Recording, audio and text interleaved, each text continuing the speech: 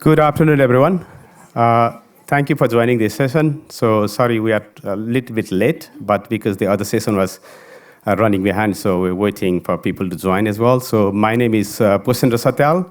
I work as a senior policy manager at BirdLife International. So in this talk, in this session, we are going to explore various aspects of how we can achieve equitable and effective stakeholder engagement and how we can explore co-produced solution for landscape restoration. So there is a variety of presentations. So we have 4 standard talks as well as 5 flash talks, and which consider a range of the ecosystem as well as the range of the socio-ecological context and across different scales. So this is a collaboration between the University of Alicante and BirdLife International is a part of convening for restoration project. So I'm going to just give you a little bit information about the convening for restoration project. The aim is to strengthen the dialogue between different stakeholders across different sectors of the society, including conservation community, restoration practitioners, local communities, as well as the finance sector and policy makers as well. And it builds on the paper from Jordi, who is also co-chairing this session. So the paper in 2021, which looked into the key barriers to ecological restoration in Europe. So 3 barriers were there. One is about the funding for restoration, other is about the managing the conflicting stakeholder interest and enabling policy environment for restoration. So as part of that one, this convening for restoration projects, we have 2 task forces. One task force that BirdLife leads is on stakeholder engagement. The other one led by the UNEP WCMC. They are also running a parallel session focused on the upskilling restoration for finance. The idea is to address these key barriers and come to solutions. So I would just like to quickly flag also, there is a related event happening this afternoon at 4:30, a workshop on how to manage stakeholder conflicts in the context of landscape restoration. It's in the Mail Maflin room upstairs. Then also to highlight that there is another summary event. All these parallel events, we will have a summary session which looks into the various barriers and opportunities in terms of landscape restoration. And some of the key messages and the learnings from the session, we will feed back in one of the breakout groups that we are leading, both Jordi and myself. And there are other aspects as well we will be focusing on. And that will also probably lead to some of the messages in the declaration from the conference as well. So just to highlight, that funding comes from the Endangered Landscape and Seascapes program for the convening for restoration projects. And similarly, from the University of Alicante, there is a project called the Responsive to Desertification. And the funding is provided by Conselleria de Innovación, Universidades, I don't know my Spanish. Ciencia y Sociedad Digital. Yeah, thank you. And if you'd like to hear more about this session as well as the other aspects, then you can contact Jordi and myself. So I just stop there and hand over to Jordi. And also just to flag that, please feel free to go there and then have it, if you like to, because in one of the projects that BirdLife is leading, we want to produce a policy brief and best practices document, and if you would like to contribute and get in touch, then there is a other way to do it as well. So thank you. I'll pass it to Jordi now. Okay, thanks, Pusendra. I'm not Susana Bautista, you may have already guessed. She couldn't attend and chair this session, so I will replace her, and I'm very happy to do so because I love this topic. Without further delay, because we already are late, let me introduce Elise Dubker and colleagues from the Netherlands, Estonia, who will discuss about co-creation in wetlands from the project Waterlands.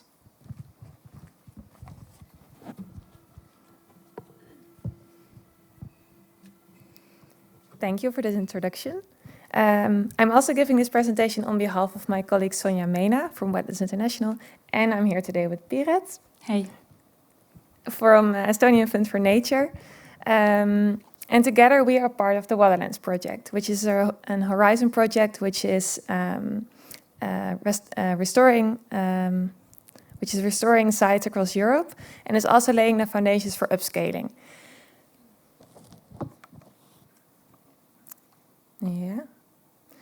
And today, major barriers to upscaling pertain to the socio-economic domain. Examples are conflicting interests among stakeholders and low national political political priority given to restoration. And many point to the potential of co-creation to be able to overcome these barriers. But what is co-creation exactly? And how do we do it in wetlands restoration? So co-creation is a very big definition, if you ask me. So Piret, we've been asking around, how can we put it more simple? Yes, I was asking what is co-creation from my 6-year-old daughter.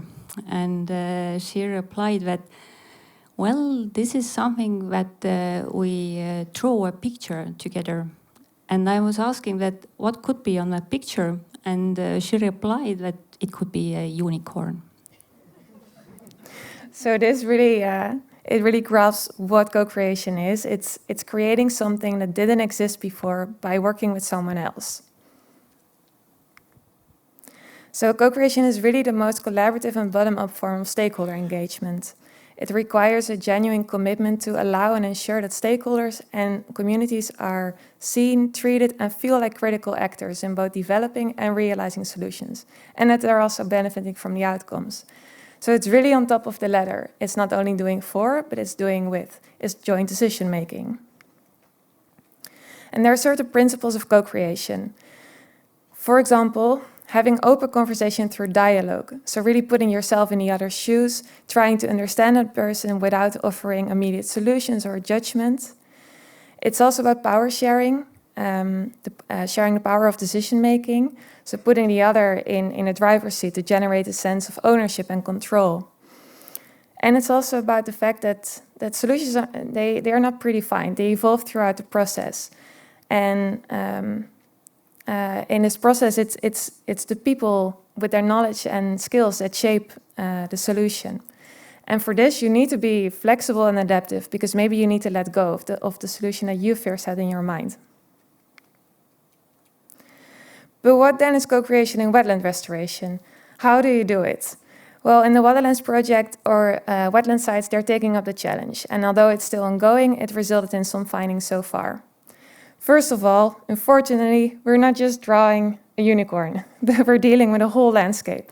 A landscape with the people, which is shaped by the people living and working within them and connected to them. So this diagram kind of shows what it is to co-create in wetland restoration. In the middle, we have our project, the restoration project, which goals and solutions and its implementation we're trying to co-create. And then underneath it, you see the stakeholders with all their different values, needs, and interests. And actually building trust and having dialogues and creating a shared understanding can bring these people together. Very typical for wetland, for the context of wetland restoration is that there is this historical and general under-evaluation of wetlands. So they're stinky, there are a lot of mosquitoes, it's super soggy, so it's difficult to walk your dog. Why don't we just use this land instead of living with it? And although this is changing, it still influences the values of people today. And also, it's not just the stakeholders and the values and needs that we're trying to bring together. We're dealing with other stuff as well. So on top, you have the existing rules and legislation and predefined responsibilities that may limit your flexibility in co-creating. And also, we know that building trust and having a dialogue, it takes time. And sometimes time and resources are limited.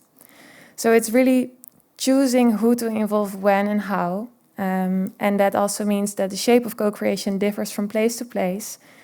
But the fact that there are some limitations to co-creation does not mean that you should not really do your best. So it's also about constantly reflecting, am I doing my best to co-create given my context? And we're here in Estonia. How does it work? How do you put theory into practice?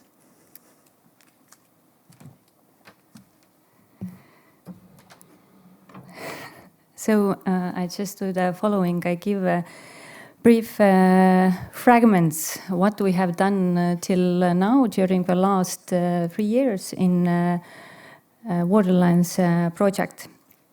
So here is Estonia, and just here you can see some general strategy points what we have been used during this Waterlands project. So we have tried to take stakeholders on our boat as early stages as possible. So even during to compiling the application. And the key moment here was that who are the landowners? At that case, the main landowner is state, so the State Forest Management Center and the Environmental Board as an advisor. They were very important. But the same way is importance coming from the situation through the people who are living nearby. So how to inform them, and not only inform, but to have this dialogue part. So we started to talk through people from governance level up to village people, and the opposite way back. The opposite way back meaning that who are these key people, key persons in villages, because it makes a huge difference that if I would write an email to village people that let's have a meeting, or the person who lives in that village would write this letter. Then it's really important to get to know what is behind this restoration area, not nowadays, but in history. Old maps, old stories, old newspapers. So these are the ones which are compiling current landscape. And then communication directly to ask these people, how are you related with this wetland or this potential restoration area? What are you doing there? How often do you visit it? How do you feel about it? Etc. And as what comes to communication, once more, then devil is in details. It's important to keep in mind that we all have 24/7 per week. And if we're organizing maybe some meeting or walking trip, hiking trip, whatever, then it's important to ask from people over there that what time is for you suitable to come, and what conditions should be filled that you would come. And we must follow their rules. And this is also that we can say like share the power. And at the same time to share power, we also can share responsibility. But if we have some meeting point, then we really hope that people will come. So not only we would be there. And once more, a fragment from our map. So we got 3 restoration areas. One of them is Lavassaare, which is over here. So here is in the middle is Kõrsa. And these 2 areas I marked with red dot. They are exhausted peat fields. And the third one over here is Kikepera, which is ecologically now a drained forest. And over here, just again, a few methods or little pieces from the whole 3 different stories what has been started to develop recent 3 years, and the story is continuing, obviously. And these fragments would present what has been going on and might have been give us steps forward. So first, the Kikebera. As you can see, under this 3 place names are values, needs, interests, the same as Ellis mentioned before. And as we have a lack of time, so I just I will mention only the story from this Kikebera. It's a dry forest, but maybe 100 years ago it was a wet forest. And our aim is to make it more wetter again, but people who are living nearby are not happy with it. So, for instance, we had a walking trip over there with the aim to explain to locals our plans, thoughts, ideas, what should we do, why should we do, etc. And I got a really nice and valuable feedback from one participant who said that, why did you wear the microphone again? And why we had to listen. So I thought, oh, genius comment. Let's do so that you will gonna wear the microphone the next time. We can pay it. It will be official hiking trip. And we offered that idea to locals, and but they refused to guide it. But instead of that, they gave us a map marked the places which are concerned them the most. So we got at least the information, and communication somehow is going on. I don't know what will be the next part of his story, but I will know it after maybe 2 years or so during that time. So Lavassaare I keep, it was worked very well with this hiking trail, and the same with Kõrsa. There will be a citizen science trail. And what was very nice with Kõrsa, that I got from phone call from local municipality over there, and they asked that, you know, locals are interested in what you're going to do in this restoration area. Is it okay for you that you will organize hiking trips over there? But can you help us to do it? I said, yes, we can. And then I talked through with experts from University of Tartu, and it was a chance to explain more precisely mosses, amphibians, and restoration process itself. So let's keep fingers crossed that everything is going on there very well, because in Kõrsa, restoration activity started last week. So that little jump into Estonia, now back to Ellis. Yeah, so what is then, nice that it's going up and down, very handy. What is the key takeaway of this whole story? Well, co-creation and wetland restoration, for us it really stressed that co-creation is not a goal in itself, but it's really having a mindset, having the right mindset to try to overcome problems, to understand each other. Also, co-creation shapes, the shape of co-creation is different from place to place. It's really depending on the context, so you need to try out things and think together on how to overcome things.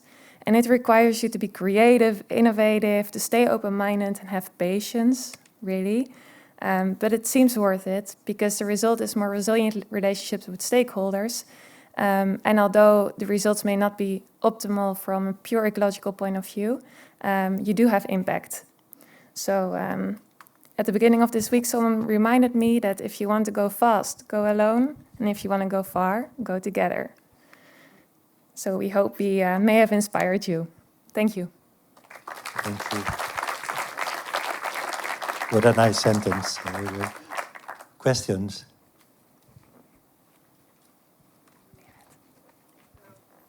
Can you hear me? Okay, no, we can. Thanks a lot for this inspiring talk. Actually, I see a lot of parallels with the projects we are involved in France with my colleagues who work in social sciences. And one point, it's like a comment rather than a question, is, you mentioned several keywords to which we also come. For example, this fact of walking together, the experience to have together with the locals, this is crucial. This direct contact and something like central, like touching the actual object of restoration. I think this is also something not to be forgotten, and which can bring us into like finding ways, co-constructing projects and so on. So thanks a lot. I really liked your time. Thank you. We have time for one more question. Please.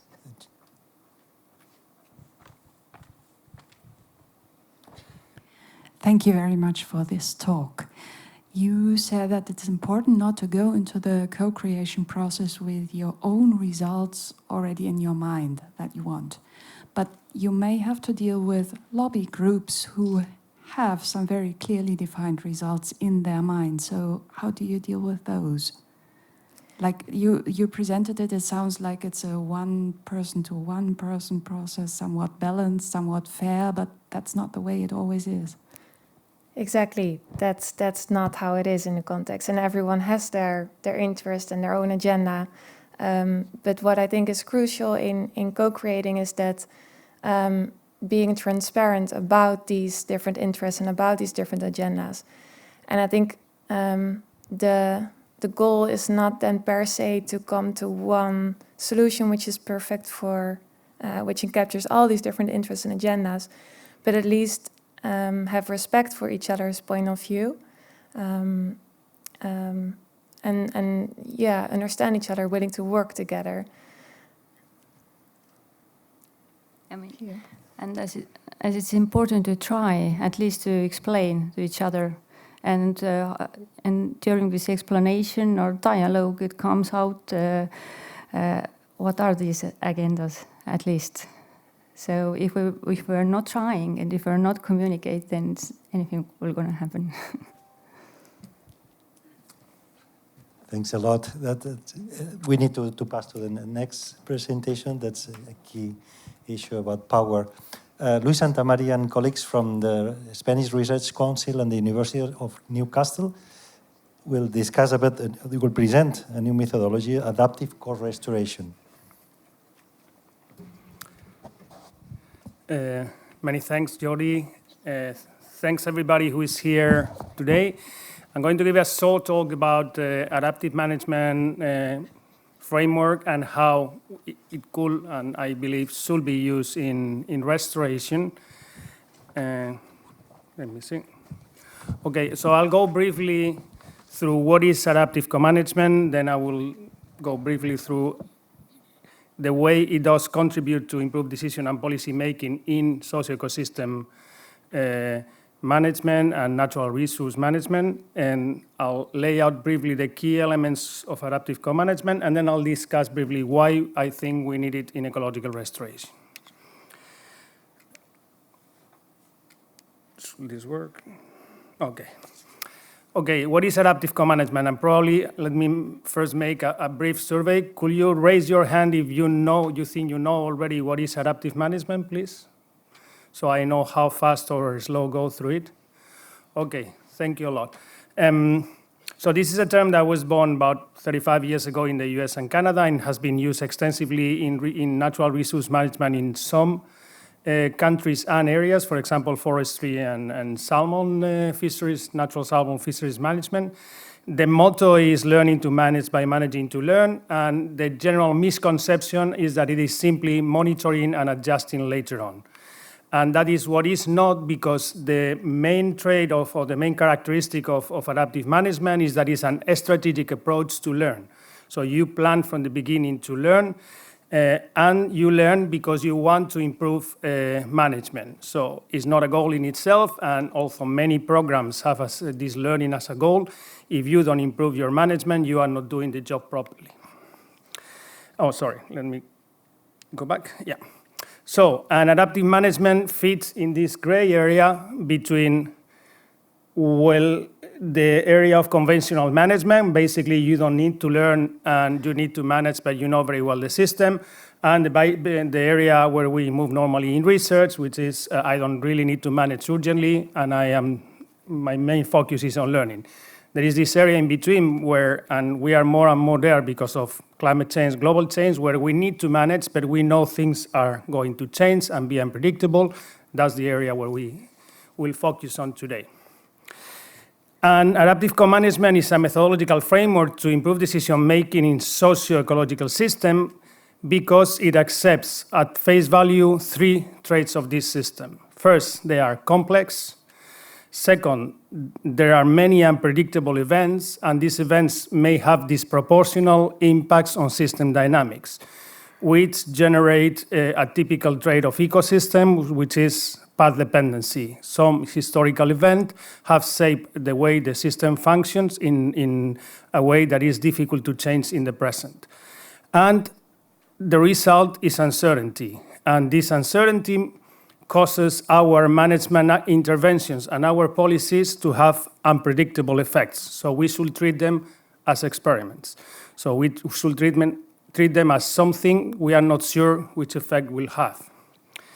And since management and policy interventions are experiments and they have uncertain outcomes, they should be designed to first avoid no return responses and degradation thresholds. So avoid making a harm you cannot change, resolve current knowledge gaps, and adapt to the unexpected.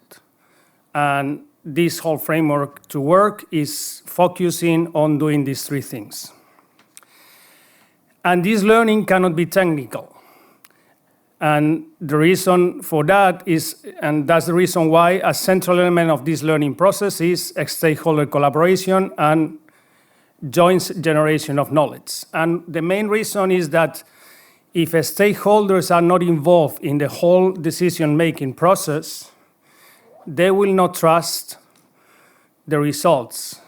And even if you have nice incentives and you explain them that your solution is the best and the rational choice is to accept it, the most likely effect will be contestation of the policies. They will resist them because they don't trust what you're telling them.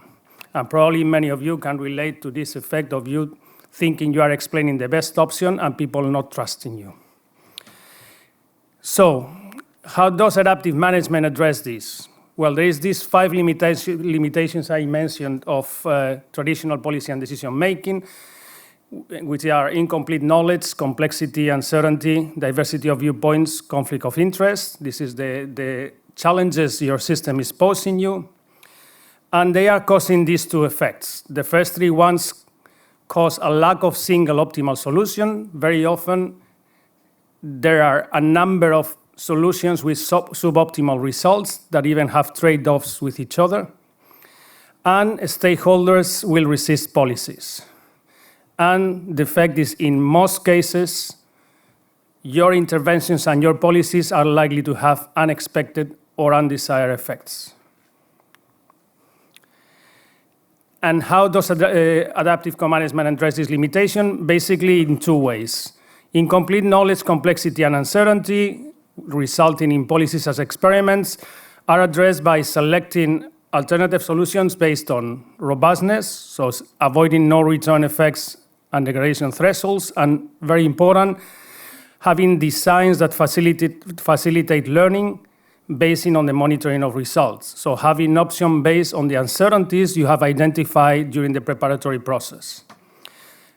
The second key element is to address the diversity of viewpoints and conflict of interest, is to have an in-depth analysis of the decision-making arena, so institutional analysis, group modeling, and collaborative design, and then have a participatory decision-making where you have equality of information and power.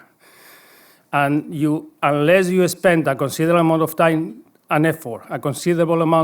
and effort, in preparing properly this decision-making process with all the stakeholders, you will not achieve your results. So you need to put time and effort in that. The result is this organizing set of actions that you need to do. First, you need to set clear overarching goals and objectives, plan your interventions as experiments, implement the interventions, but plan from the beginning how are you going to monitor based on your objectives, and when are you going to review the results, refine your interventions, and refine your overall policy. So do an operational learning cycle and strategic learning cycle. And all of this done in collaboration, real collaboration in all the steps of the cycle. And in our experience, and also probably all of you have heard that the emphasis is on monitoring, our experience is that the key element is getting the objectives right. Because without the right objectives, you cannot do the right monitoring and you cannot learn from it. And I will say most management and restoration programs we have analyzed fail in having the right objectives. And in our experience, it's very important not only to separate the overarching objectives from the specific objectives, but to have a good structure of objectives with final objectives, instrumental objectives, and operational objectives. And actually, we are working now on doing a taxonomy of these objectives based on a large review of projects. So, how do you do this? Well, you need a transdisciplinary battery of methods and techniques, and I will show you our toolkit, but there is many different ways in which you can do that. What we use is structure actions, actor selection with a very transparent process of trust building, politicized institutional analysis to have a clear understanding of the decision arena, knowledge mapping and group modeling with all these actors, and then we can go into the structured decision making. And in the structured decision making, we plan the intervention, the monitoring, and the learning cycle. Okay, this is how we do it in natural resource management, but why do we need to do this in restoration? And I will say all these challenges that I was mentioning are much worse in ecological restoration because there are a number of factors that make things even more challenging. For example, incomplete knowledge is worsened by unknown or unattainable reference conditions. So very often we are referring to conditions in the past that we don't really know how they were and we cannot attain. We have issues of shifting baselines. Complexity is made worse by trade-offs between targets and considerable time lags of different length for different interventions. Uncertainty is made much worse by issues like dispersal limitation, priority effects, the potential impact of unknown invasive species, the impact of perturbations that in a given moment can change completely your interventions. And the diversity of viewpoints and conflict of interest is worsened, for example, by the abrupt changes you make in land and water resource use, and discrepancies on the restoration and targets. And just to refer to a couple of reviews we have presented in this conference, Mireia Llamas was presenting a poster reviewing 4 restoration programs in the last 35 years in Doñana that shows that ineffective expert consultation and stakeholder participation resulted in inadequate definition of goals and objectives, insufficient design and implementation of monitoring programs, limited strongly the evaluation and refinement of results and the transfer of knowledge, and only a small fraction of the interventions achieve a significant level of success. And Maria Belenguer was presenting yesterday in her session a review of a large number of decision support tools. And again, there were objectives were almost exclusively focused on ecological issues, and they tend to leave out economical and social issues. There was limited attention to key elements like specifying objectives and monitoring results, which compromise the decision-making process. And the main limitation, objectives are rarely specific and smart. So the wrap-up message is that I think there is a conceptual issue here. We tend to think that an ecological restoration are single-shot interventions that return the system to natural conditions and we can finish in a relatively short time. And I think we need to start to consider them as the first step in a long-term cycle of readjustment of the social ecosystem. So we are changing the ecosystem and the social relations, exploiting it, and we need to prepare for all the surprises that we are going to get. And adaptive core restoration will be one approach to it. Any approach that has this chain of concept, I think, will improve our results. So with this, I will finish thanking you for your attention, and if possible, I will take questions. Thank you.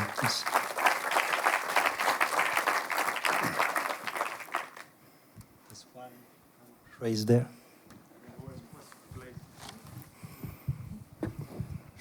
Thank you for a very nice generalizing presentation. What we often see that how this circle fits badly with the governance and financial streams. But we often see that the monitoring part, implementation part, science part, or analysis part all have different funding schemes, and they don't like align actually. So can you comment on those two issues, governance and financial schemes?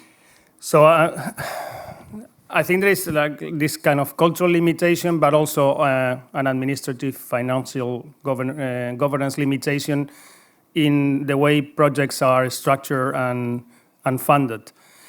But there are programs of adaptive management in some places. For example, Canada has a variable retention program with a horizon of 50 to 100 years, in which they manage the rotation in hundreds of kilometers with different schemes, and they are while exploiting it, learning from it. And in general, we have sectors in which long-term planning and funding of projects is customary, like forestry. So forestry, for example, in Central America, forestry now, or in Colombia, they are planning already what they are planting with they plant different species over height because the climate is different. They are already planning using climate change scenarios for the next 30 to 40 years, which is the time when they will exploit it. So what we need is to try to adopt the practices of these sectors. And the first thing is to do the case that restoration is a bit like forestry. It's something that we will need to do and then manage. And that I think the idea that we can restore and have a self-sustaining system disconnected from humans, it's naive. But it's true. I mean, most projects, they have 4 years funding. So if you're lucky, they will fund you 2 to 4 years of monitoring, and there will be no learning cycle associated. So you have to rely on someone who wants to analyze. And when you analyze, try to convince again the people to fund the refinements. So this is something we need to change if we are to be successful, I think. Other questions for Luis? Do you think developing these national restoration plans may be an opportunity to incorporate that, and how could we do that? Yeah, so I mean, if I compare with other initiatives before, I think the restoration law is a risk and an opportunity. There is a risk that a lot of sectors will try to co-opt the restoration to do business as usual. But there is a great opportunity of doing national strategies with these kind of approaches. And I think that can make the difference between having a successful result or not having it, to be honest. Mm-hmm. I agree. Any other question for Luis? Thanks a lot. Mm-hmm. Thanks. Now we welcome Andreu Ibañez, our colleague from the University of Alicante, and other colleagues from the Regional Directorate of Forests in Morocco.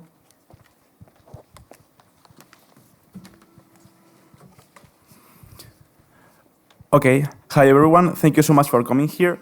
Now I'm going to talk about a living lab we are building in South Alicante.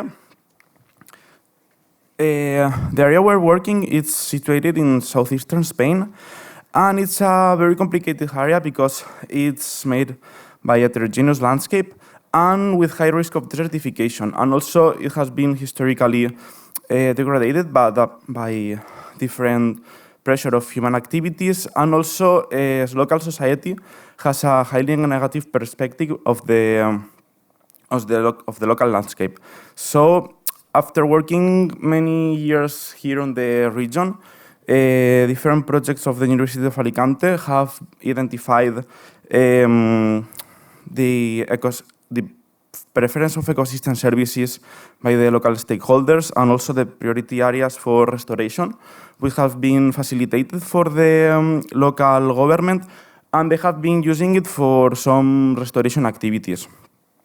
Here we have the different landscape unities. A brief introduction for the Living Labs. It's a user-centered space that fosters collaboration and co-creation among stakeholders in a real-life context. And in this case, the main goal is to create the Living Lab in order to promote the local and stakeholder engagement to restore and sustain natural habitats on the region. Well, and the expected results is to increase the collaboration among stakeholders and also to have a better understanding of the key stakeholders and the stakeholder network in order to increase the quantity and the quality of the restoration activities. In order to identify the stakeholders for the Living Lab, we included the quadruple helix sectors of innovation, and after 13 personal semi-structured interviews, we identified 173 stakeholders that 44 of them came to the first workshop and 19 of them to the second workshop. This is an overview of the composition of the stakeholders that came to the workshop. And even that female participation is increasing on the last workshop, we expect it to increase, and we will work in order to have a more equitative representation. And the same case with the 4 sectors, because academic and private sector are underrepresented, but we are working to fix this underrepresentation.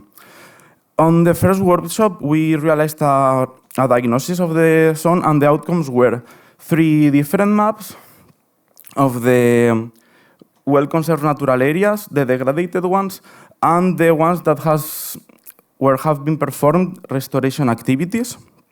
Also, 7 barriers for restoration were identified, and also stakeholders proposed 18 different solutions for overcome these barriers. And also they proposed 15 different projects with different scales and approaches to perform restoration activities.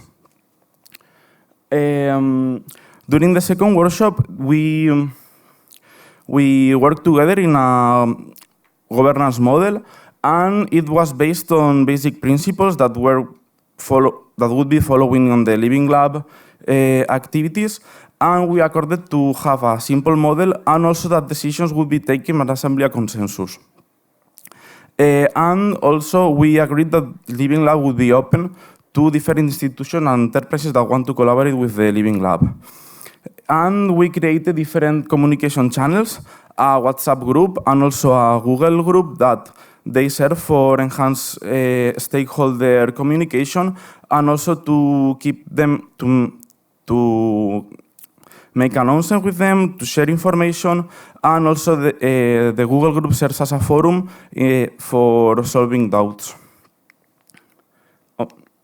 Also, I wanted to say that right now we are working in order to understand better the stakeholder preferences, and also to facilitate them for sharing resources among them to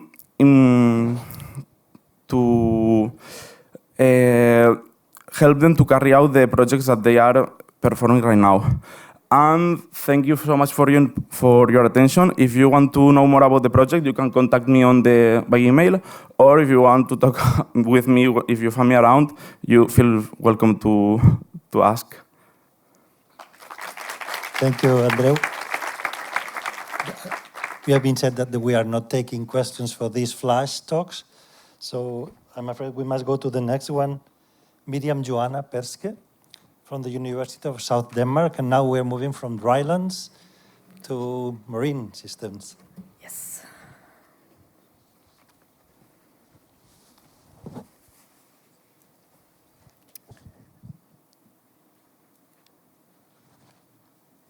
Okay. Hello, everyone. I'm Miriam, and I'm representing my team from the University of Southern Denmark today, and all my collaborators from the Blue for All project that helped in the effort of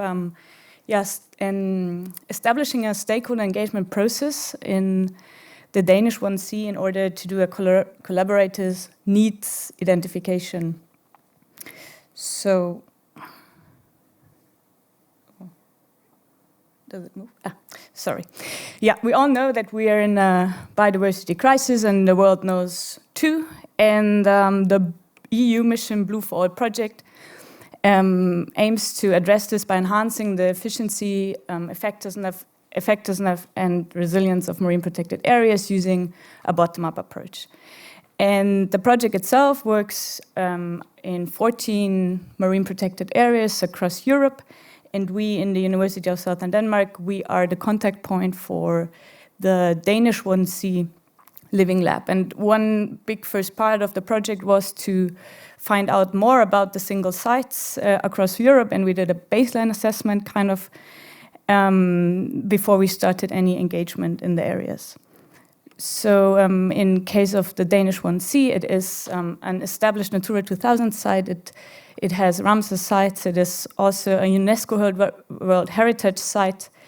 It is also a national park and a wildlife reserve, so it has quite some protection there.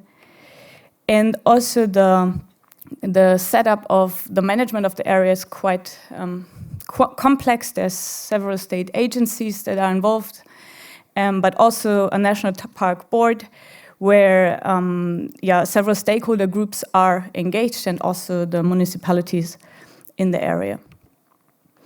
So I'm going to talk about the needs assessment today, but the general setup of the Blue for All project is that it goes in 3 stages. So first we talk in the areas with the people about what your needs are to improve or enhance the protection of the area.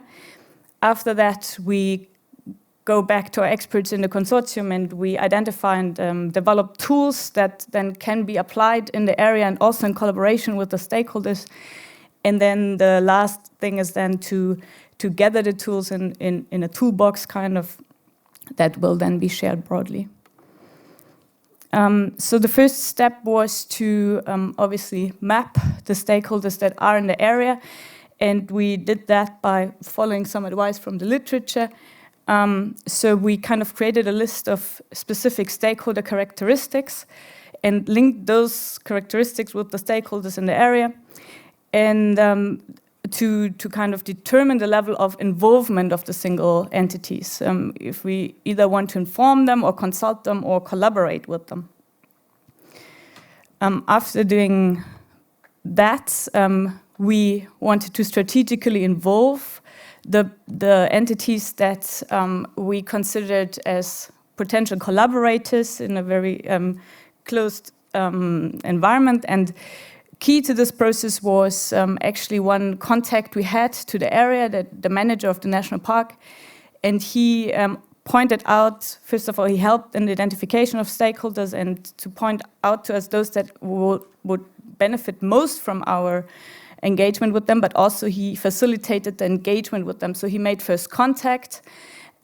So it was much easier to get in contact with them. Then we had several information meetings, and then we formed this stakeholder engagement group, like an official group the people, the stakeholders could join. Most of the entities that we identified before, but also some others that are not on this graph, joined the stakeholder engagement group. And after we had that in place, we actually conducted the needs assessment, which was a workshop. We had an in-person workshop and also an online workshop. And the workshop was based on a questionnaire that was constructed by our experts from the project. What I just want to show here is, I don't want to go into detail, but we really had to go through this translation of scientific expertise to target group language. So we had a lot of iteration between work packages and until we had the final questionnaire that we could post to the stakeholders. So take-home messages, there's a whole list, as you can see. I'm new in this stakeholder engagement situation, so I learned a lot, but for me the last one is maybe the most important. Be aware that co-creation can be a novel experience, not only for you, but also for the stakeholders you engage with. We kind of encountered some barriers and unexpected barriers of people not wanting to talk, even though we thought, hey, you can say whatever you want and tell us what you need. So this is it. It was a success so far, and we are now in the tool development process. Thank you so much.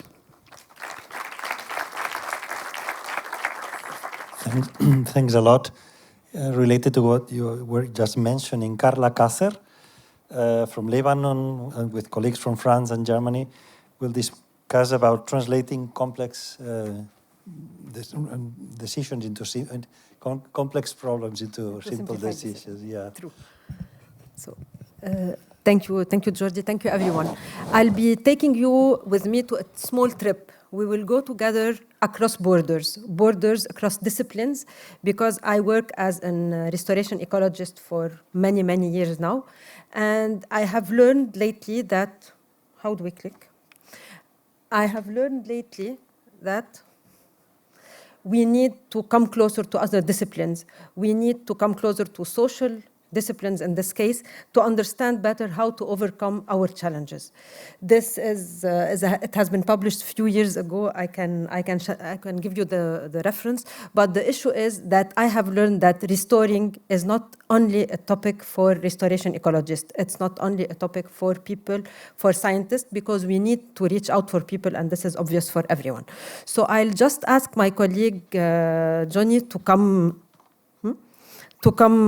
closer to the stage to continue and present to you the case of the Bartu quarry that we have met in Antalya in Turkey. This is some kind challenging. The photo does not give real value to the challenge that we have, because this is a dénivelé of approximately 500 meters, and you must know that marble quarrying has approximately 90% of waste that they throw down the quarry. So the quarry results in being a small spot of the problem, and the big spot of the problem remains this huge slope. So Johnny, if I can invite you to continue the presentation and present to us how we reached. So thank you very much. This is Bartu, not Tartu. This is a Bartu quarry in Turkey. So usually when we talk about rehabilitation, there is a classical way to see the rehabilitation. People think that this is the most common scenario to apply to all quarries. But since the Bartu quarry has a lot of challenges, and the cost to be invested is not that high, so we decided to prepare something unconventional. So we suggested a concept called the flipper mechanism scenario. As you can see, we proposed to install on the slope, instead of creating benches and terraces, we proposed to create fascines like you see on the right. The thing is, we are using the erosion here, mostly the water erosion that comes from an upper forest, the very rich forest from upper this quarry. So it contains a lot of seeds, a lot of fine material. So when the erosion is going down and taking the material with it, it will stop. It will be stopped by these fascines, and then it will create by itself the natural rehabilitation, the regeneration. So this is a little bit the three parts of the quarry. This is the quarry itself on the middle, just the small part, and then the big part, the slope, like with the 500 denivellation areas. So no matter how good the idea is, the main challenge remains to make the decision makers and stakeholders endorse it. So how can we do that? Especially in Turkey, people in Turkey are used to rehabilitate a lot of quarries, marble quarries, and they use all the quarries are the same thing. They do terraces and they plant only one species. Unfortunately, they plant Pinus brucia all over the place. So this is usually what happens. So we had to work a lot with the acceptability process. Is like, we worked with the stakeholders on flexibility exercises. We did a lot of awareness sessions, a lot of trust building with the people, on the ground training, and direct access to the decision maker. It was a very good thing that we could talk to the minister a lot, to talk to the managers a lot. And we had a lot of people coming from the team of reforestation working with us. We took them with us on the ground. We told them how we work and why we should not only work on terraces and not only monospecies. We had to change a lot of their perception in work. So the role of doubt in this approach is we needed to induce doubt. We needed to make them doubt their knowledge, their perception, in order for them to change and to accept. So we wanted to lessen the resistance to new projects, new approaches, in order to see. So we started as a community actual perception and expert recommendation. They had a big distance. And then what if, the exercises goes in their mind, what if we can do something else? What if we can do different things? So the distance between the expert and the recommendation went a little bit closer. And then from the experts' recommendations, we told them we need to go back, we need to listen to these people and to see what they want and think. So please think bigger, think differently. And this is where we made them also accept to do a little bit more, to be more flexible. And this is where both of them reach a common point. And this is where we reached an acceptance, a full acceptance of this project. Thank you. We just kept the time. Thanks to you. Okay, now we move to Annette Green and colleagues from the University of Cambridge and the University of Edinburgh. And they will talk about social science toolkit in relation to, to create mutual understanding and build trust. Great, thank you. Oh, sorry, the time is showing 5 minutes, but I'm doing a 15-minute presentation. That's all right, isn't it? Yeah, okay, maybe it's the technical team. Yeah, so my name's Annette, and I'm going to talk to you about a social science toolkit for understanding diverse stakeholder perspectives in complex restoration landscapes. And I will be presenting findings from the English Lake District where I've been working. The impetus for doing this project, so for designing the social science toolkit, came from a recognition from my colleagues across the universities of Edinburgh and Cambridge. There's more and more demands that are being placed on land, which is ultimately a finite resource, to deliver on multiple fronts for both people and nature. So whether that's carbon sequestration, food security, access to nature for our own health and well-being, energy, space for nature itself. And at the same time, there's, because of this, I think there's an increasing sense of urgency that we need to change and improve the way that land is managed in order to deliver on those different fronts. And as a response to this, we also recognise that there was a proliferation of kind of quite complex partnerships that were being convened to try and affect that change, that improvement in how land was being managed, often under the umbrella of restoration at a quite ambitious landscape scale. So me and my colleagues were asking ourselves, can social science contribute to a more productive conversation about land use? Recognising that when you convene a partnership for affecting change in land, you're not only drawing in those different partners, but also invariably different stakeholders. So with support from the Endangered Landscapes and Seascapes programme, we've developed a social science-based toolkit for eliciting and then deliberating stakeholder perspectives on land management, and that tool is called the Restoration Partnership Development Toolkit. And in developing that toolkit, we worked with a restoration partnership case study, so like a test case, and we worked with them, and this project was called Cumbria Connect, and it's based in the northwest of England, as you can see on that map there. And it's a landscape-scale restoration partnership project, so one of those ambitious projects that I just alluded to. Based in Cumbria, northwest England, and overlapping partly with the Lake District National Park. It's led by the Royal Society for the Protection of Birds with 3 other partner organisations. And it's aiming for the restoration, ultimately, of 33,000 hectares of English upland landscapes, so exactly one of those ambitious partnerships I was talking about. And they have farmers as a major stakeholder group. So this is a really kind of rich and juicy landscape to get into for someone like me who's interested in diverse stakeholder perspectives and does that kind of social science work. And when I say farming, I'm talking about livestock farming. This is the kind of farming that happens within the Lake District National Park and in Cumbria. It's mainly sheep, also cattle as well. And unlike a lot of national parks across Europe and in other parts of the world, in England, national parks are very much peopled landscapes. People live and work within them. And so this is quite a typical slice of what life looks like in the Lake District, apart from, there's no lake, but apart from that, it's pretty accurate. And so you can see the sheep there, the cattle, dry stone walls, that kind of evidence of traditional farming, the rolling hills and the kind of fells in the background, the mountains in the background there. Yeah, so this is pretty typical. And some people really like this, especially kind of English people really treasure this kind of landscape and see it as a kind of bucolic or rural idyll and really like the idea of, you know, the evidence of the traditional farming methods that are there.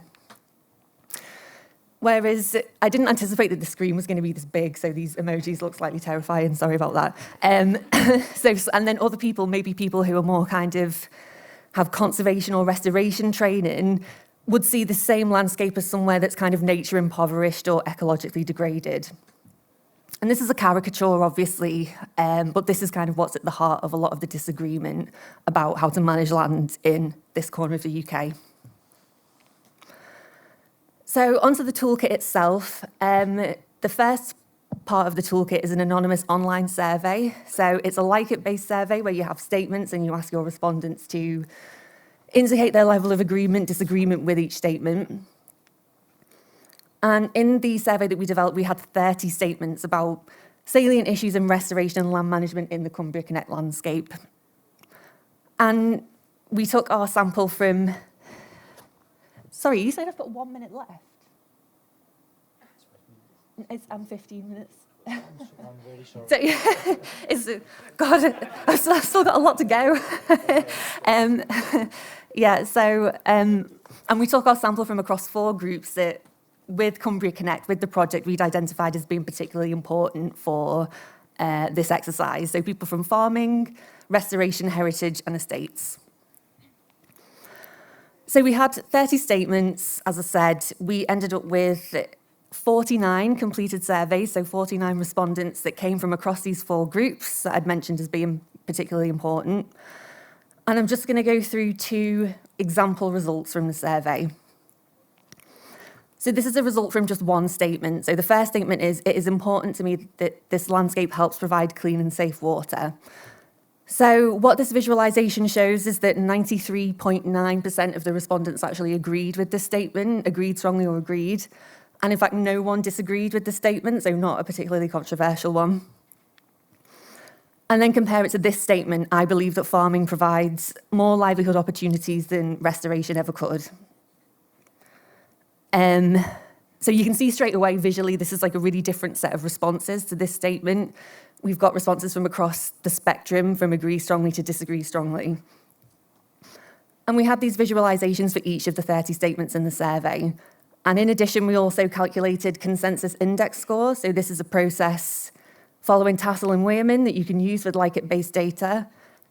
And it gives you a score of between 0 and 1, so 0 being a lower level of consensus and 1 being higher. So, for example, in this first statement, the one about water provision, had a consensus score of 0.798. And then compare it to the second statement, which is about farming versus restoration livelihoods, much more controversial, and that had a consensus index score significantly lower at 0.485. And we use this as kind of proxy indicator for which issues our stakeholders might be able to find more common ground on and maybe agree with each other, reach agreement, and which statements it was less likely they'd be able to find that common ground where they might come into conflict because their perspectives diverge. So we had this for all of the 30 statements in the survey. So then that takes us on to the second part of the toolkit, which is these deliberative workshops. So this is where you take the results from the survey into a group conversation setting, and we were effectively handing over the results of the survey to our participants and inviting them to help us interpret the results. So they took place on the 1st and 2nd of August last year, and we had a subset of stakeholders that were represented in the survey, so not necessarily the exact same people, but covering those same 4 groups. And we also had, people participating in the workshops who were from within the Cumbria Connect restoration project itself. So they were there as participants just the same as everyone else. We had an independent facilitator, And we did small group activities based on the results of the survey. So this was at the heart of what we did at the workshops. And there's more structure to this, more detail is available in like a kind of explanatory manual that's available online. But the process of, just to give you a flavour of what we did, we gave each of the small groups one of these consensus statements to discuss in more detail with specific conversational prompts, and then 3 of the more divisive statements that came out of the survey, again with specific conversational prompts.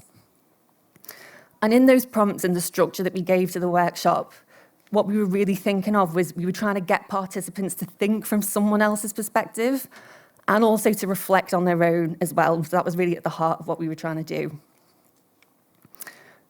So just a little bit of feedback that we got from the participants who were part of this process with us, based on feedback forms that we gave them on the night of the workshops. They mentioned having the opportunity to unpack controversial issues. They mentioned being able to get under the skin about what others' concerns, issues, worries are. Helps to understand the way we obviously see things completely differently at times, allowing me to appreciate where others are coming from. And then, obviously it's great for us to get that kind of feedback. We were really happy with that. But then I guess the question is like, well, so what? How does this help restoration? How would this make a restoration project better, more effective and fairer? So in answering that, I'm just going to bring it back to one piece of literature that was quite formative for me and my colleagues when we were developing this toolkit. So it's this paper from 2014 from Madden and McQuinn, writing about conflict transformation in conservation. And they say that conservation conflicts often serve as proxies for conflicts over more fundamental, non-material social and psychological unmet needs, including status and recognition, dignity and respect, empowerment, freedom, voice and control. So really the stuff that's about people's kind of values and that sense that they really want to be, seen, recognised and acknowledged by their peers, even if they don't agree with them. And I like to think that, based on this feedback, we have a kind of proof of concept that this kind of combined quantitative, qualitative survey workshop approach can help to meet some of those social, psychological, and ultimately emotional needs that people have. Just to emphasise the importance of independent facilitation in this kind of work, and also the idea of talking through the results of the survey as well. So the survey acting as a kind of third object in the room through which people could channel and hypothesise, channel their feelings and hypothesise about other people's perspectives, which kind of helps people to step away from those kind of personally attacking and defending roles that often happen when people really, really care about a particular landscape, and getting them to kind of learn about and from each other as well. And then finally, this toolkit is available, we always designed it to be so, as an adaptable toolkit that people can use, change, take into their own context, the projects or landscapes that they're working in. And then, if you want to do that, please feel free to contact me or, use the QR code and you'll be able to access the resources that explain a bit more about how you might use it in your own landscape. And that's it. Thanks very much for your attention. Thanks a lot, Annette, and again, my excuses for the mistake. Questions for Annette? Hi, thank you for that very interesting talk. I was just wondering, after the deliberative talks you had with the stakeholders, so there was a clear conflict about for example, the second example about the agriculture, but then how do you sort of resolve it? Or what is the next step? I was just wondering if you could share any insights on that. Yeah, maybe this is a bit of a cop-out answer, but the next steps are really down, I guess, to the project or the person who wants to run that kind of research, and it depends on how kind of dedicated they are to involving their stakeholders in doing things like co-design and collaboration and all of those things that have already been mentioned in the previous presentations from colleagues. So I wouldn't be prescriptive necessarily about the next steps, but I would say that there's multiple ways in which, the survey information can highlight particular points of contention And then the project can make a strategic decision about whether they want to either park that issue for a while and come back to it once, you've improved those kind of social relations between the different stakeholders, built trust and enhanced mutual understanding. Or, conversely, you might strategically decide to invest a lot more of your time and resources into that effort, into that issue where people really diverge in their perspectives. You could use it to inform a memorandum of understanding between, your stakeholder group, or forming like a local management panel or something like that. So, I wouldn't be too prescriptive about what you would do, but that's just a couple of examples. But I would say, the power of this kind of approach might also be quite symbolic, I guess, at the beginning of a project, and showing that you are in that kind of listening mode and involving stakeholders from a really early stage, which has also already been really emphasised as being really important in the previous presentations as well. Yeah, it's what was it? I mean, it's more of a process rather than a product, I guess I would say, which is something that one of my colleagues who's really into engagement from Oxford would say. And then someone else said something like it's a mindset. It's a mindset rather than like a thing that you do. Yeah. More questions for Annette? Hello.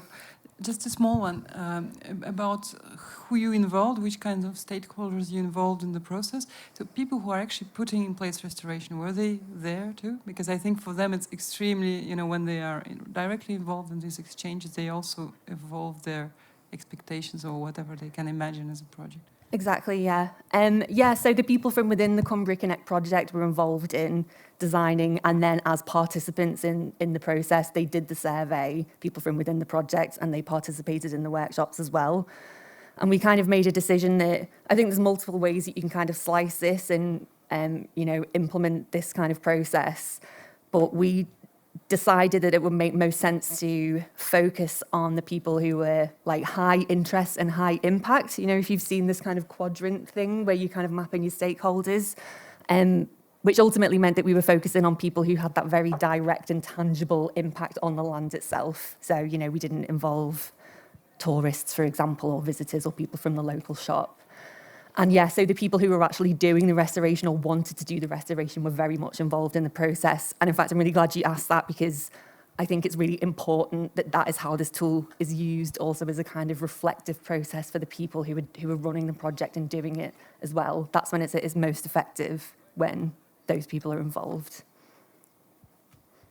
Okay. Last question. A small technical question. So how much time these people, respondents, and how much time it take for them to participate in these workshops, reply to a survey, etc.? Because I see it, at least in Estonian context, I'm afraid of that I will take too much locals' time. And how to give it back to them somehow, at least, or something like that. That's why I'm curious. Thanks.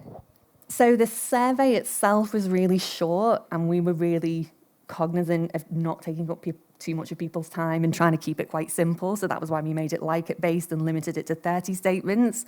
So it took people, you can see in the back end how long it's taken people to do it. It takes them about 10 minutes, so we were quite comfortable with that.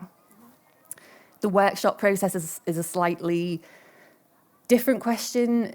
We allowed about 3 hours, not including provision of an evening meal, because we did them as like evening workshops. So, we fed people, we gave them cakes and tea and all the rest of it. And then also we did pay farmers, self-employed farmers, like an honorarium kind of payment for attendance. And there's, again, ethically, there's lots of different ways that you can slice that, the decision whether to pay people to participate or not. But we decided that we would. And I don't think you definitely have to do that, but just because they were self-employed farmers who, wouldn't get paid for attending, whereas basically everyone else that was there, it was considered to be part of their day job. So we kind of made that call to do that. So that probably helped, the fact that they got a payment and some dinner and cake. Yeah. Yeah. It's very much cultural. I mean, our stakeholders would be even concerned if we pay them, but food is essentially in Yeah, exactly. Yeah, you can't. Yeah, that's non-negotiable. Yeah. Okay, thanks a lot, Annette. Now let's go for the next one. Tero and Kaisu Mustonen from the Snow Change Cooperative in Finland. And I'm assuming we're going over time a little bit. A little bit, yeah. But I don't want you to shorten. I mean, you have the right to have this 5 or 15 minutes for the presentation. That's why we started late, but we'll try to keep this. Okay, hello everyone. My name is Kaisu Mustonen, and I come from the Snow Change Cooperative. We are a non-profit NGO. We're based in Finland, but we work quite internationally. We are very Arctic and North Boreal oriented organization.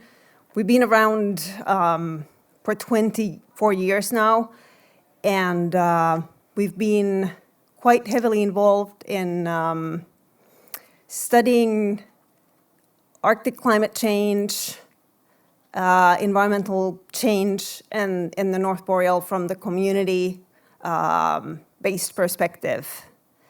I'm going to introduce to you our River Guardian program in eastern Finland, in Koitajoki River watershed, where majority of our active practical restoration takes place. So we run quite large landscape rewilding / restoration program, and you can see the Koitajoki watershed here on the map. It's Koitajoki River is a transboundary river, so it partly flows on the Russian side and then on the Finnish side of the border. And it initial motivation for our organization to start restoration action in the Koitajoki watershed was the great concern of local fishers over the water quality and the changes in the aquatic environment in Koitajoki watershed area, in the lakes, in the rivers, in fish species composition. That was something that made us start to think of ways how could we have a little bit of impact on this system that's under quite heavy land use and suffers from quite a lot of what you could call legacy problems. There's a history of extractive practices in this area, then forms of forestry and mining, peat mining, hydropower construction, and road construction. And our national peatland ditching campaign has been quite extensive in Finland, and even excessively so. And Koitajoki watershed is one that has been suffering from that. So now that we started the restoration, and we were very fortunate to receive the Endangered Landscapes and Seascapes funding. So we were able to really start thinking of ways of how to have good community-based approach into this quite large-scale restoration. And obviously, it's a little bit of a two-sided sword, and in that sense, that when you have a project and you have a time, you're under the requirements of that time. But this also allowed us to think that what could we do that might be something new? We could test something. This allows us a little bit of space and freedom that we can test something new. And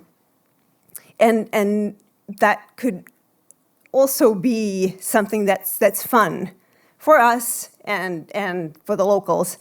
And then we came up with this idea that let's establish a river guardian program, and we did it in a very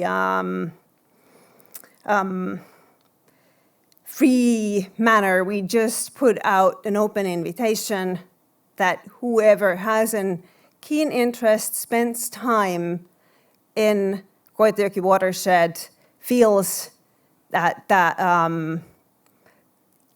is interested in these issues, might have knowledge, cultural knowledge of that area, might have specific observations of that area, might have specific concerns in that area. And that's also, when we planned this, we were thinking that, okay, we need something that addresses these legacy problems also from the power use, governance, and equity point of view. Because local people have often been quite excluded in the land use decision making, whether it's extractive economic activity or nature conservation actions. And we wanted to address those issues also, as is possible with a small program like this. And often, I think what we've seen in the Arctic local knowledge and traditional ecological knowledge discussions and the, how it's being applied and looked at, often it's the men and the male practices that might be in the center, because it's often the hunters, the fishers. It's that knowledge that comes in and sometimes dominates a little bit. So we also wanted to have a specific focus on gendered ways of knowing, female guardians in this program. And these are then some highlights of what's it's been running now almost 2 years, and we've have pretty nice collection of people's observations. The guardians are located in different parts of the watershed, and they are quite place-based, so they're very interested in their own areas, if you will. And there's almost a little bit of a system in place now that if there's an species of interest that somebody observes or somebody they know observes, then the information flows to us. And there's some of the species that we have a specific interest, like ptarmigan, the salmon fish, and wild forest reindeer that is not present in our area, but sometimes wanders from the north to Koetejoki watershed. And one important thing in this program is that the capacity to create baselines with this kind of, because sometimes these observations can be quite long-term. We have guardians, our youngest is 10, and our oldest is 65 or older. So some of the guardians have quite long-term attachment to the place, and they might be from those places, and their families might have been there for centuries, for a very long time, and they've accumulated knowledge from those older generations. And especially when it comes to, say one example is the endemic whitefish in the Koetejoki River, where we have a very good knowledge over the spawning areas, the Apaja fishing sites, the fish health, and how the, in general, the fish species composition has changed, and in the light of the catch statistics that these elderly fishermen have.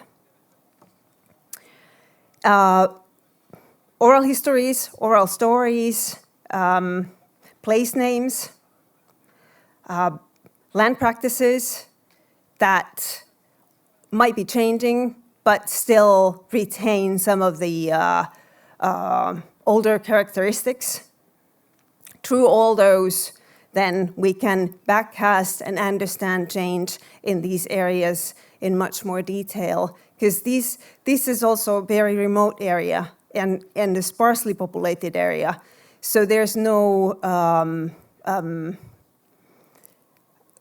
continuous research data or scientific data from all areas. And it really, when we have very specific local observations on, from hunters, for example, on capercaillie, ptarmigan, black grouse, and then you combine them, the people tell that when the first ditches came, the ptarmigan died in those ditches, that all the chicks died in the ditches, and they can give the specific year when that happened and when they then started not to see those animals on certain peatlands anymore. And then we can use cultural indicators in our work, and especially here again the endemic whitefish. The river seiners in Koetejoki River, they know very well where the spawning happens, and they've also been observing the organic loading on those spawning areas, and they know that there are now spawning areas that are not, the fish won't go there and spawn there because there's so much organic matter on the sandy bottom. So then we work in collaboration with them, and even if it's an endangered species and its fishing is very limited, this specific style of fishing with river seine, it actually also cleans the bottom while the fishermen fish. But I would argue that this fishing practice is even more endangered than the fish itself, because we have this one elderly fisher who really knows what he's doing. This is Kaisa Janis. I will end my presentation with her. She's one of our river guardians from Lake Koitere, and she's especially interested in the cultural aspects of the work. She's been interviewing a lot of people looking into the more hidden, sensitive stories and things, what people are telling. And she has also looked at the old ways. Maybe they can teach us new ways how to coexist with these areas, with these lakes, with these rivers. So what she's saying maybe can be a little bit of inspiration to us all. And obviously, thank you for the Endangered Landscapes and Seascapes program from our part as well. Thank you.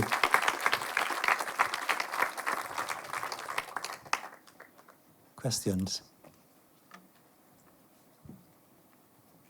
I'm curious about the turnover of these guardians. How do they maintain their activity, or because usually this participatory process there's like kind of a decrease in commitment? It's a very good question. We decided from the very beginning that we will compensate for their time. It's a very free process that we've enabled. We've invited people. Obviously, we can't take everybody, but we let out an open call, and it's not a lot of money, but we wanted to take this seriously. And it's not that we're paying for their knowledge or whatever products, but it's compensating for their time. Because people who work in these projects, they get paid. And it's sometimes, yes, money can be very problematic, but it also shows commitment from because you wouldn't ever employ project managers or any restoration experts. And we actually, let's say Reino, the old fisherman, he's a professor level knowledge per holder. And it would be weird to think that he donates his time and all of us others get paid while we work with him. That's clear. Any further question up there, Leonora? Yeah, thank you very much for your presentation. I had a curiosity, but do you know if these guardians also work in case of rights of nature in Finland? Have you heard about the rights of nature as a new legal institute for the protection of rivers, which is now, I don't know if you heard about the correlation between the guardians and the rights of nature. Unfortunately, I don't know this rights of nature movement, so I couldn't say. They very well might. We have people from very different backgrounds, so but they're quite rooted in their specific places. But why not? Yes. They very well could. But this is something that I don't know. But I can certainly ask. Yeah, maybe it can be interesting to know. Okay, thank you. Thanks a lot. Thank you. And we move to the scene is for Gudrun Gudjonsdottir. Thank you. From Iceland.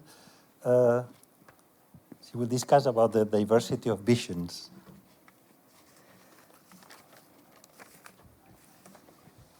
Hi, happy to be with you. Today, I want to talk about an important question. Could commonly agreeing on our goals be the key to a successful restoration? What if we decided together on the ecosystems we want to restore and the social benefits that motivates us? By agreeing on both what to restore, why we do it, and for whom, could we maybe find a more inspiring way to move forward?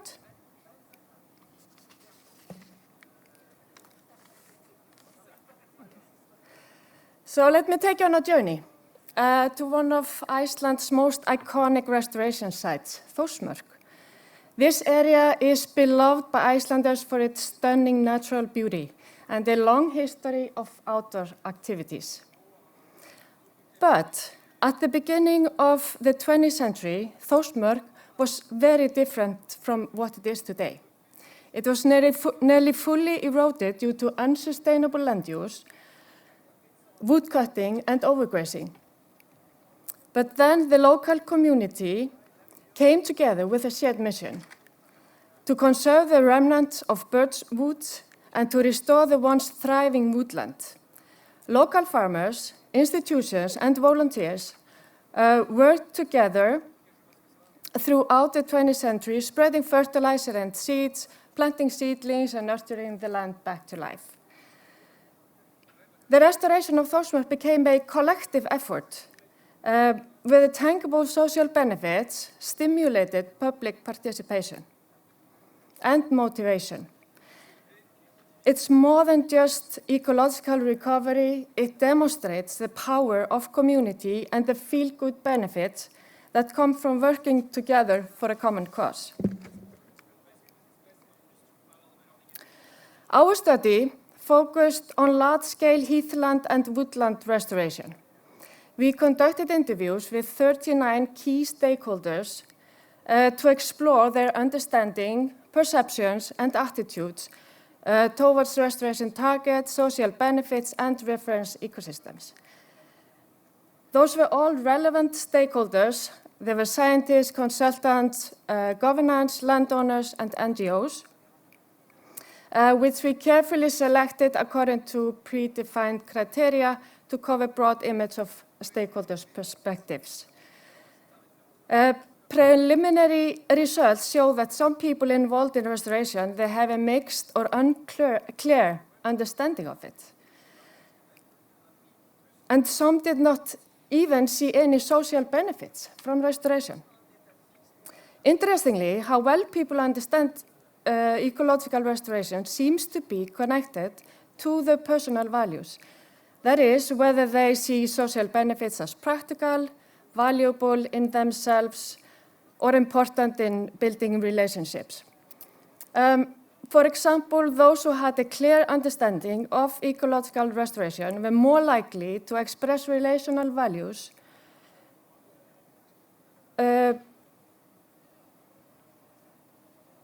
whether they see, such a strong emotional connection to the land. While on the other hand, those with a less clear understanding, they often focused on practical benefits like grazing and forestry. Similarly, stakeholders who saw fewer social benefits also found it hard to identify reference points in time when dealing with revegetation, which is a term they prefer to use. It was quite interesting. And this uncertainty and lack of clear understanding showed just how important it is to effectively communicate and share knowledge. By collaborating and clearly discuss both the social benefits and the ecosystems we want to restore, we can create a strong shared vision for long-term restoration. To explain our main findings, we have created a preliminary conceptual model that shows the dynamic connections between social benefits, reference ecosystem, and the restoration targets throughout the entire restoration process. And we can go back to Þórsmörk, where these three elements were successfully integrated and they were clear to all stakeholders and to everyone. They were aligned and commonly agreed. The success of Þórsmörk is remarkable. The site has now recovered so fully that it's difficult to imagine that it was ever any different. The transformation is strikingly evident in those photographs taken 50 years apart. That is in 1968 and then again in 2018, which shows the area's impressive recovery into a dense birch woodland. This restoration effort holds great value for the people of Iceland. As one stakeholder and participant beautifully expressed, Þórsmörk holds a special place within the hearts of most Icelanders. Thank you. Thanks a lot, Gudrun. And our last communication is from Veronika Fernandinova and colleagues from the Bulgarian Society for the Protection of Birds. Yeah. Hello, everybody. Thank you for letting me steal 5 more minutes from your coffee break. I will give a few examples of stakeholders that we are working with. I'm speaking on behalf of Bulgaria Society for the Protection of Birds, which is the BirdLife partner in Bulgaria. So in the beginning, the society is already more than 35 years old, and in the beginning, there was more focus on the birds and watching birds and observing birds, studying birds. So there was not so much probably need to interact with other people, apart from Ministry of Environment and more relevant ministries. But as the time passed, more and more complex problem came up, as so did the range of stakeholders, and our knowledge about the problem also and the solutions, possible solutions, grew. So we cooperated with different stakeholders, wide range and wild mixture, I would say, and that includes also municipalities and universities, environmental inspectorates, schools, and so on. But in this presentation, I will give examples, 4 of them, who we worked on specific projects so that we can have more tangible results with them.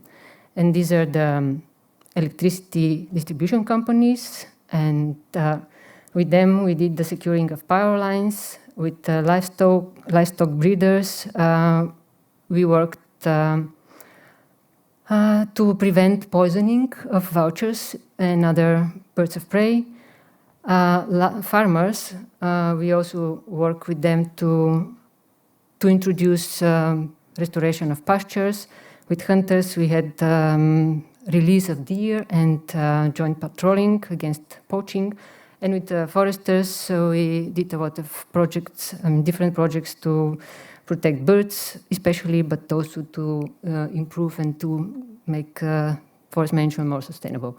So this is an example with the electricity building companies. I would just say what their motivations to participate are and what the benefits are, which obviously they are quite clear, but that is in a way a simple case because the company image improved a lot of the electricity building, distributing companies because they isolated or put cables underground or did some other measures to prevent collision and electrocution of birds. So for them that was also a benefit because they reduced power outages and then equipment damage and then also the cost for maintenance. So obviously for them also the funding from the LIFE programs that we did together, LIFE projects, is an effect that motivated them to take this journey with us. And they are continuing to do so. So in this case, of course, it was our initiative, but still they continue doing this now also without us and also investing further in this. Okay, oops, I think one was skipped. So the hunters, actually we are working with them for releasing deer. That was one action that we did recently. For the real hunters who are not the poachers as well, this is also incentive because they have more game species and the population of deer is more sustainable in this way. So that was a common ground on which we built, and for us, it's important because it helps maintaining the open spaces and also the trophic chain. Many birds of prey also, especially vultures, depend on these species when they die. And the hunters support us because they want to have more of these deers, and then that requires also greening agriculture, so more diverse landscape and less chemicals. And then slowly the perception to conservationists also changes when we work together. In case of farmers, we had a project with them on restoring pastures. One of the measures was that, and they received also some money from the project, and also there was a measure, rural development measure, which allowed them also to further restore pastures and have more access to pastures for to their herds. And they also received from us some additional benefits like dogs, shepherd dogs or electric fences and so on. So basically, it's clear that there is a benefit for both sides. In this, for us, the animals maintain the grass lower, which is each allow this animal, which is in the middle in the picture, the ground squirrel, to thrive, and this is a food of many birds of prey. So that's important for us. Another problem we had actually with stakeholders, like livestock breeders, is that they suffer from damages from carnivores like wolves or chacos. And we try to work with them and to find out how we can convince them not to do this. We talk to them, we try to understand how much the damages are actually, how much damages is happening, and how they can benefit from this. In the beginning, their approach is not so open because they think we are controlling them in some way. When we conducted some interviews, they believe that we want to control them, and they are a little bit hiding back and don't want to be open. But when they know us, and our cooperation with them is for already quite some years, and we have a base in the region, so if they know us or we are sent by some common acquaintances or by the mayor, they open up a little bit more. So for them, it's of course important that they don't lose their animals, and also they become some financial incentives from projects, small things that they can use in their work. For us, it's important because then the poisoning wouldn't happen. And the toughest group, I would say, for me, because I'm working with them, the foresters, they are quite a conservative group, and it was interesting to see how doing things together allowed them to a little bit open up. It was something like the Pandora box, but in opposite way. So instead of something bad going out, they opened up, and then some good things could reach them. They are also very much suffering from the bad image within the society, and by implementing projects with us, I think that's one of the positive sides for them, that they are getting a little bit more accepted. They also receive some financial incentives and financial support from the projects that we do together. And what we have in return is that we are implementing things that's supposed to improve forest management. We build some mutual trust, and we learn from each other. And we also get some access to information which is usually not so easy to get, because they are not publishing everything that they should publish, in my opinion, and this information is somehow limited unless you know them and they give it personally to you. So my conclusions are that it's very important to build trust and to build already on established partnerships, because that's how you approach people much easier and they accept you readily. When you work with them, and then when they know you, you're getting information from them. They can give you feedback on something bad happening in the area, but it's also important that we also give them feedback and tell them what's happening or what we found out regarding the research, for example, that we did, the questionnaires. The common point of interest, that's clear that we don't start from the conflicts, but from the common ground, from something that we can build on. And it's interesting that financial incentives are important, and many people start with that, but also that's not very sustainable. If the financial incentive is over, then they can start turning to the old practice. So it's important to be educated and to get some different mindset and to change their values, which is, of course, very difficult. And acting together turned out to be, of course, much better and more productive than just consulting them, because when we do projects together and then they see what we do and kind of get us more better accepted. And last, it's important also to involve the communities and not just particular individuals, because otherwise you kind of don't give the chances everyone to say what they want, and maybe also can lead to splitting the community because someone can be felt left behind. So, and thanks to the funding from the Endangered Landscape Program, we continue working with these stakeholders. So thank you also for your attention. Thank you, Veronica. So thanks to all the presenters for sharing their knowledge, for the patience and the effort to compile all the information in 5 or 15 minutes. Thank to you for the patience and the interest. And remember that we may continue this discussion tomorrow, 10:30, Manninen room. Thank you.